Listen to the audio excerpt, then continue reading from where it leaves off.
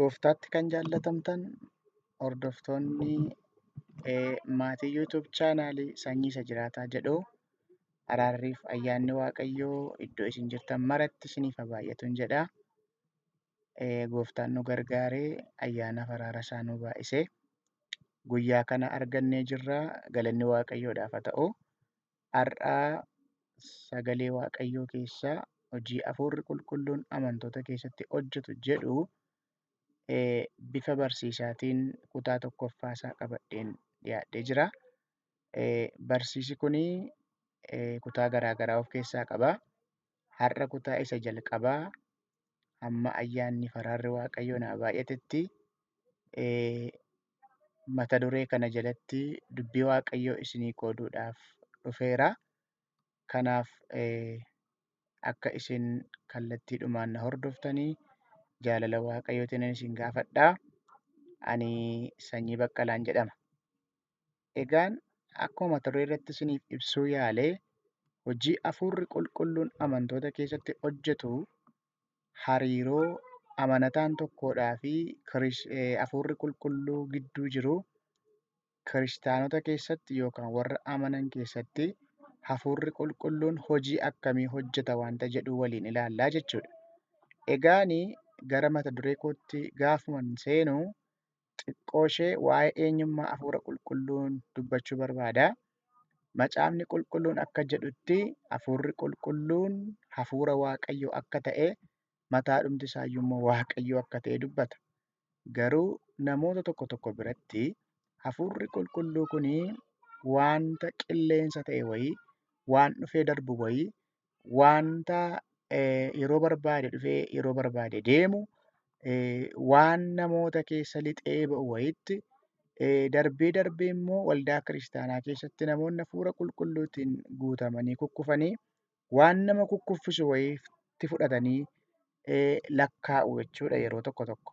Inni kunii yaada macaafa qulqulluu akka hin taaneen isinitti himuu barbaada. Hafuurri Qulqulluun ofii isaatii Waaqayyoodha. Hafuurri Qulqulluun ofii isaatii bara baraan kan jiraatudha. Mataadhumti isaayyuu immoo Waaqayyoodha jechuudha. Waaqayyo hafuura waanta ta'eedhaaf.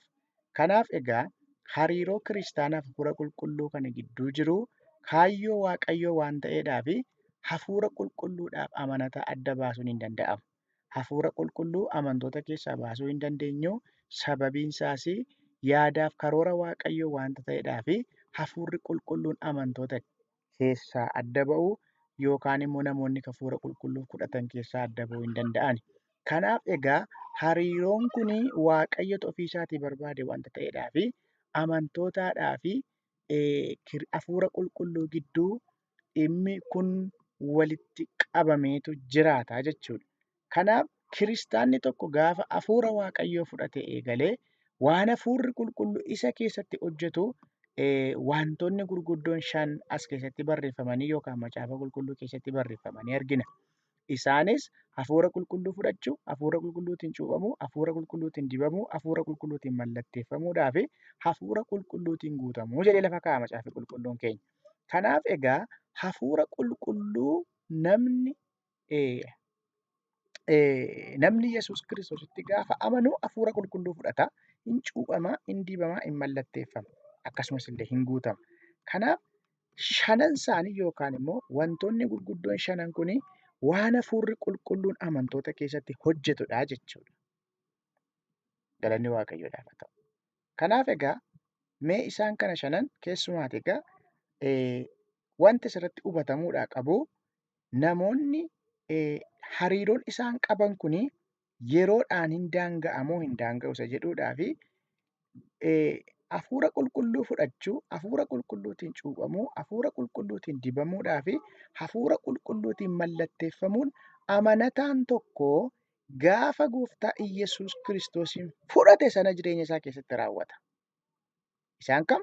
Fudhachuun, cuuphamuun, dibamuudhaan mallatteeffamuun booddee tokko tokkoon itti dhufna. Isaan lakkoofsa 1-4tti argaman kunii namni gaafa amane jireenya isaa keessatti raawwata. Macaafa qulqulluun akka dubbatutti jechuudha. Inni 5ffaa kun garuu guutamuu inni jedhu kun garuu yeroo hundumaa amanataan tokko Gooftaa Yesuusin erga fudhatee booddee yeroo hundumaa jireenya isaa kana waaqayyoodhaaf of qopheessee hafuura waaqayyoo kanaan guutamee jiraachuun dirqamatti ta'a yookaan immoo ta'iin kun gaafa gooftaa fudhannee guutamnee xumurra osoo hin ta'in erga gooftaa Yesuusin fudhannee hamma gaafa gara gooftaa deemnutti yookaan immoo hamma gooftaan dhufee nu fudhatutti hafuura qulqulluu kanaan guutamuun dirqamadha jechuudha. Egaan mee tokko tokko na ilaallu. Fudhachuu yookaan immoo hafuura qulqulluu fudhachuu jedha. Inni kuni yoom ta'a? Ta'iin kun yookaan immoo namni hafuura qulqulluu yoom fudhatas jedhu macaafi qulqulluun akka dubbatutti namni tokko gaafa gooftaa Yesuusitti amanu yogguudhuma sana battaluma sana libsuu ijaa gidduutti hafuura qulqulluu fudhata. Yohaannis boqonnaa 7:39 akkasumas 20:22 gaafa dubbifattanii namni gaafa amanu hafuurri qulqulluu akka fudhatu dubbata kutaan sun. Mee isiniin dubbisa Yohaannis boqonnaa 7:39. Yohaannis boqonnaa 7:39 gaafa dubbifattanii sagalee akkas jedhu argattu. Innis maal jedhaa? Inni dubbii kana waa'ee hafuura qulqulluu isa warri isatti amanan fudhachuu jiraniif dubbate. Inni iddoo ulfina isaatti waan ol hin fudhataminiif hafuurri qulqulluun ammayyuu hin kennamne ture jedha. Yesuus kana yoom dubbate? Ayyaana isa guddaa yookaan guyyaadhuma ayyaana isa guddaa isa ayyaaneffatame sanarratti lakkoofsa 37 kaasanii gaafa dubbifattanii namoonni nyaataaf dhugaatiidhaan keessa turanii haa ta'uyyuu malee Yesuus namni dheebote yoo jiraate gara koo haa dhufu jedheedha. Haa dhugus jedheedha. Argitanii? Namoonni nyaataaf dhugaatii keessa jiru. Yesuus garuu kan inni dubbatu waa'ee maaliiti? Waa'ee nama dheebote haasa'a. Kanaaf yaadi Yesuus dubbachuu barbaade waa'ee hafuuraan dheebochuuti jechuudha. Waa'ee yaa'a bishaan jiraata isa garaa nama keessaa burqu dubbachuu barbaade jechuudha. Kanaaf egaa inni dubbii kana waa'ee hafuura qulqulluu isa warri isatti amanan fudhachuuf jiranii dubbateedha. Warri amananii kan isaan fudhatan yoomi? Hafuura qulqulluun isaan fudhatanii gaafa amanan sana fudhatu jechuudha. Galanni Waaqayyoodhaaf haa ta'u. Gaafa amanan sana fudhatu jechuudha. Akkuma Yo'eel boqonnaa 2 lakkoofsa 28 irratti dubbate bara booddeetti ani hafuura koo nama hundumaa irratti nan dhangalaasa jedheedha. Yo'eel dubbatee ture raajii kana. Kanaaf namni gaafa amanu fudhata jechuudha. Namni gaafa Iyyasuus Kiristoositti amane sana fudhata jechuudha. Iyyasuus Kiristoos gooftaa ta'uusaa namni amane, Iyyasuus Kiristoos gooftaa ta'uusaa namni amanee fudhatu yogguudhuma sana hafuurri qulqulluun akka keessa buufatu macaafa qulqulluun hin dubbata jechuudha. Akkasumas Yohaannis boqonnaa 20 lakkoofsa 22 dubbifachuu dandeessu. Kanaaf egaa hafuura qulqulluudhaan lammaffaa dhalate yookaan dhalatte namni tokko maatii Waaqayyoo ta'a. Waaqayyoodhaaf adda ba'a jechuudha. Namni sun mana Waaqayyoo iddoo hafuurri Waaqayyoo keessa jiraatu ta'a. Qorontos irraa boqonnaa 6 lakkoofsa 19-20tti dubbifachuu dandeessu. Kanaaf egaa hafuura qulqulluu fudhachuu jechuun humna fudhachuu jechuudha. Hafuura qulqulluu fudhachuu jechuun kennaa hafuuraa fudhachuu jechuudha. Hafuurri Waaqayyoo hafuura humnaati. Hafuurri qulqulluu kun hafuura Waaqayyoo wanta ta'eedhaaf namni hafuura qulqulluu fudhatu humna Waaqayyoo argama yookaan humna Waaqayyoo argata jechuudha. Hojjechuu danda'a, tajaajiluu danda'a, jiraachuu danda'a, Waaqayyoo wajjin haasa'uu danda'a. Maal argateera waan ta'eef humna Waaqayyoo argateera wanta ta'eedhaaf. Akkasumas immoo namni hafuura qulqulluu fudhatu kennaa hafuuraa sana fudhata.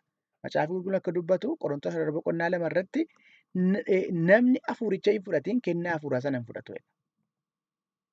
Kanaaf egaa amantoonni hafuura qulqulluu kan isaan fudhatanii gaafa gooftaa Iyyasuus Kiristoositti amanan akka ta'e hojii ergamootaa boqonnaa 10 lakkoofsa 47 irraa dubbifachuu dandeessu.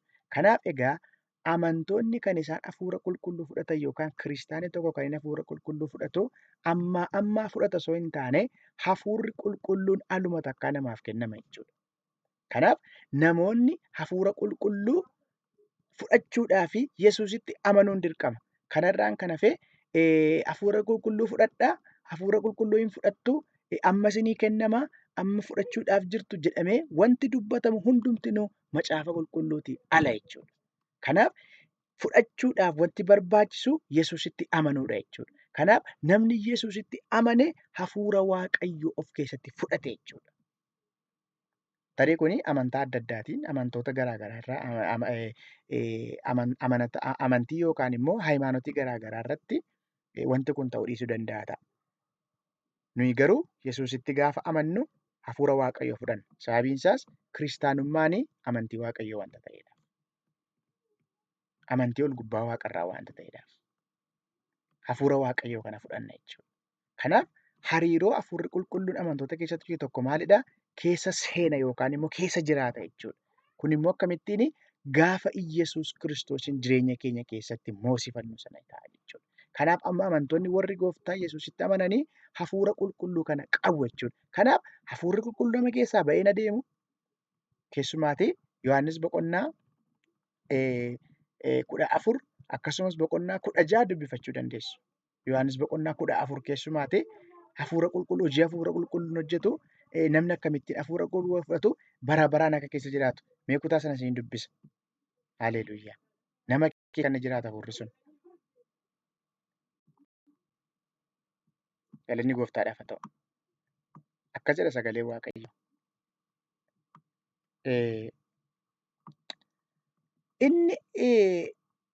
Inni isiniif dubbatu kunidha 14:17 hafuura dhugaati. Biyyi lafaa waan isa hin argineef isa hin beekneefis isa fudhachuu hin danda'u. Eenyu? Biyyi lafaa Yesuusiin waan hin beekneefi hafuura kana fudhachuu hin danda'u. Isin garuu jedha inni isinii wajjin waan turuuf isin keessas waan jiraatuuf isa beekuuf jirtu jedha. Isin keessas waan jiraatuuf maaltu?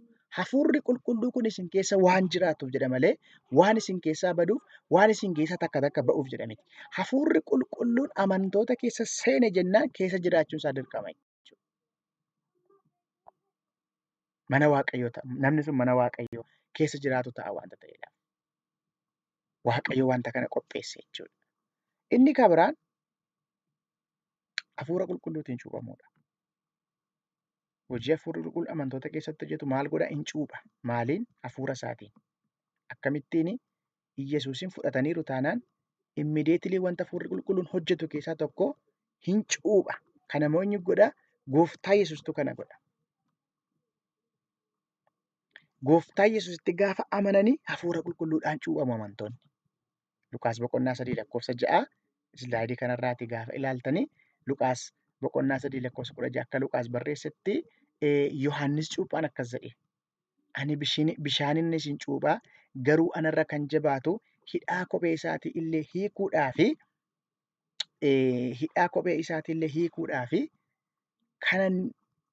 hiikuudhaaf kanan hin taane dhufaa jira. Inni hafuura qulqulluudhaaf ibiddaan isin cuupha'edha. Warra amananii hafuura qulqulluudhaan cuupha Yesuus.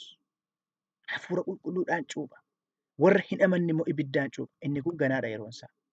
Yerootti Yesuus warra hin amanne ibiddaan cuuphu firdii isa dhumaati. Hafuura qulqulluudhaan garuu ammayyuu warra isatti amanan cuuphaa jira jechuudha Yesuus. Maal jechuudha kana jechuun? Inni guddaan hojiin kanaa yookaan immoo cuuphuu jechuun akkuma isin beektan jechi Giriikii isaa baaptiizoodha. Namoonni baay'een beekuu dandeessu. Afaan Ingiliffaan isaa to be immersed yookaan immoo wanta sanaan moo'amuu wanta keessa seenuu jechuudha. Keessa lixuu jechuudha. Kanaaf hafuurri qulqulluun maaliif amantoota cuupha yoo jennee inni tokkoof tokko Kiristoositti dabalamuudhaaf. Kiristoositti dabalamuudhaaf. Nuyi warri amanne hundi keenya dhagna tokko akka taanuuf warri amanne warri Giriikiis ta'uu danda'a, Birmaduu ta'uu danda'a, saba Waaqayyoo warra hin ta'in ta'uu danda'a, warra Israa'eloota ta'uu danda'a. Isaan kun hundumti isaanii amantiin garaagaraa yookaan immoo bifa garaagaraa saba garaagaraa amantaa garaagaraa keessaa warri dhufan kun Iyyasuus keessatti tokko akka ta'aniidhaa fi bu'aa dhagna Iyyasuus akka ta'aniidhaa fi adda ba'u jechuudha. Kiristoosiif adda ba'uudhaaf. Waaqayyoodhaaf adda ba'uudhaaf jedheetu hafuurri qulqulluu maal godhaa? Hin cuupha jechuudha. Adda baasa jechuudha. Kiristoosiif qopheessa jechuudha. Kiristoos keessatti tokko ta'u jechuudha. Kiristoos keessatti tokko ta'u jechuudha. Iyyasuus mataa waldaa kiristaanaa akkuma ta'e waldaan kiristaanaa immoo maal? Qaama Yesuus kana ta'a jechuudha. Haleluuyaa.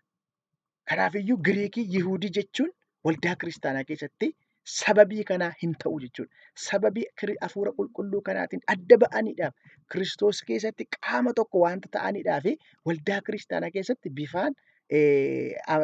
bifaan qabeenyaan wanta garaagaraatiin adda adda ba'uun hin danda'amu. Hundumti keenya biyya garaagaraa keessaa, ardii garaagaraa keessaa, Iyyesuusitti kan hin amanne, afaan garaagaraa kan dubbanne qaama tokko yookaan yuunivarsaal cheerchis jedhamu ta'a jechuudha namni hafuura qulqulluudhaan. Kana maaltu godha? Hafuura qulqulluutu godha jechuudha. Akkamittiin? Cuuphuudhaan godha jechuudha. Inni kun hojii hafuurri qulqulluun amantoota keessatti hojjetudha jechuudha. Kanaaf egaa nuyi maal taaneerra? Cuuphamneerra. Kana jechuun qaama Kiristoos taaneerra jechuudha. Hafuura kana nu keessatti lixuu, nu keessa seenuu isaarraan kan ka'e hundumti keenya iyyuu walitti qabamne tokko taanee jirra jechuudha. Kiristoos keessatti tokko taane, maatii tokko taanee jirra jechuudha. Qaama Kiristoos taanee jirra jechuudha. Isa kana kan hojjetu hafuura qulqulluudha. Ayyaanni Waaqayyoo isiniif haa baay'atu. Akkasuma Qorontos boqonnaa 12:13 dubbifachuu dandeessu. Akkasumas Galaataa boqonnaa 3:27 dubbifachuu dandeessu. Nu egaa Kiristoositti dabalamuudhaa fi hafuura qulqulluu kanaan cuuphamne akka jirru macaafa qulqulluun dubbata jechuudha. Ayyaanni araarri Waaqayyoo isiniif haa baay'atu. Kutaa har'aa qabadhee dhiyaadhe asuma irrattan xumura. Ayyaanni gooftaa keenya Yesuus Kiristoosii hunduma keessaniif haa baay'atu. Chaanaalii kana yookaan yuutuub chaanaalii kana sabiskiraayib, laayik gochuudhaanii akka isin deeggartan jaalala gooftaatiin isin gaafadha. Ayyaanni Waaqayyoo ammayyuu dabalee daddabalee isiniif haa baay'atu. Shaaloom. Ameen.